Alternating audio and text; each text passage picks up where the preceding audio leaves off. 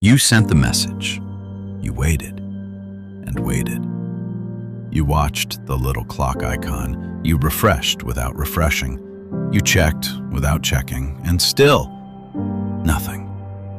But here's what nobody talks about. It wasn't just the silence that hurt. It was what the silence said. Being ignored is one of the most quietly devastating experiences a human being can go through. Not because it's loud, not because it leaves a visible mark, but because it reaches into the deepest part of who you are. The part that asks, "Do I matter?" and answers with nothing. And nothing, somehow, is louder than anything. Here's something most people don't know. When researchers at UCLA put people inside brain scanners and had them experience social rejection, being left out, being ignored, the exact same regions of the brain lit up as when people felt physical pain. Not metaphorical pain, not "I feel hurt" pain. Physical, neurological, real. The anterior cingulate cortex, the part of your brain that screams when you touch fire, screams just as loud when someone looks through you like you don't exist. Your brain genuinely cannot fully tell the difference between being ignored and being burned. To understand why, you have to go back, way back. For hundreds of thousands of years, your ancestors lived in tribes. And being part of that tribe wasn't just comfortable. It was the difference between life and death. Alone, you couldn't hunt. You couldn't sleep. You were prey. So your brain evolved a brutal alarm system. If the group is pulling away from you, panic. If they stop responding to you, danger. If they act like you don't exist, this could kill you.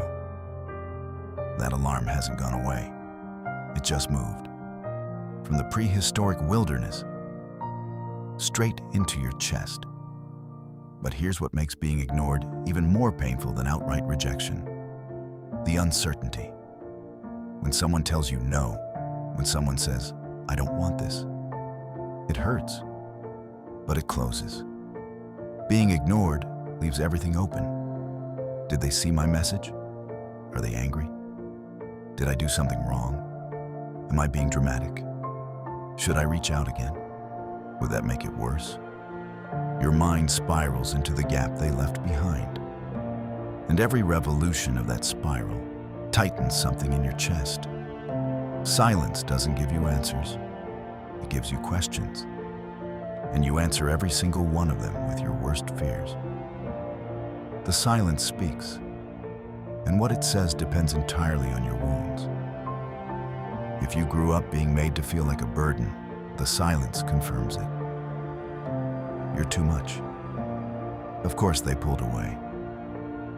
If you were abandoned before, the silence echoes that old story. People always leave. If you've spent your life wondering if you're truly lovable, the silence answers, you're not. Being ignored doesn't just hurt in the moment. It reaches backward in time, pulling old aches into the present, making ancient wounds bleed fresh. And here's where it gets complicated. Because the pain of being ignored doesn't stay inside. It becomes behavior. Some people go quiet too. They retreat, build walls, decide, if I need less, it can't hurt as much. Some people reach out obsessively, sending one more message, one more check-in, trying to collapse the silence by filling it. Some people get angry, because anger is so much easier to feel than the small, scared thing underneath it. Some people smile and say, "I'm fine," while something inside them slowly hollows out. None of these responses are wrong. They're just the ways we've learned to survive something that was never supposed to feel this devastating. Not everyone feels this equally. For people with anxious attachment, those who grew up learning that love is unpredictable, that closeness could be taken away. Being ignored isn't just unpleasant, it's activating. It floods the nervous system, Every second of silence is a confirmation of the thing they've always feared. I am not safe. I am not enough. I will be left. For those who've experienced chronic invisibility, children who were talked over, dismissed, told their feelings were too much. Being ignored as an adult triggers something older than the present moment. It takes you back to the room where you first learned that your presence wasn't enough to make someone stay. Here's something worth sitting with. Sometimes, the person ignoring you has no idea. They're not withholding deliberately. They're overwhelmed, depressed, avoidant, struggling with their own storm they don't know how to say out loud. They haven't answered because answering feels like too much. Not because you are too much. This doesn't make the pain smaller, but it does mean the story you're telling yourself about what the silence means, about your worth, your lovability, your place in their world. May not be the truth. The silence is theirs, but you're the one carrying it. We talk a lot about what it feels like to be ignored, but take a moment to remember what it feels like when someone sees you, when they remember the thing you mentioned in passing 3 weeks ago, when they text first, when they look up from their phone and really look at you, when they ask, "How are you actually doing?" Remember how that feels? That ease that moves through you? That loosening? That is the opposite of being ignored, and your nervous system knows the difference in seconds. We are wired for this. Deeply, biologically, irreversibly wired to need to be seen. Ignoring someone doesn't just inconvenience them. It denies them something they are built to require.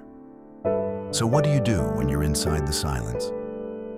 First, validate the pain. Don't tell yourself you're being dramatic. Don't talk yourself out of what you feel. Your brain is responding to something real. Let it. Second, challenge the story.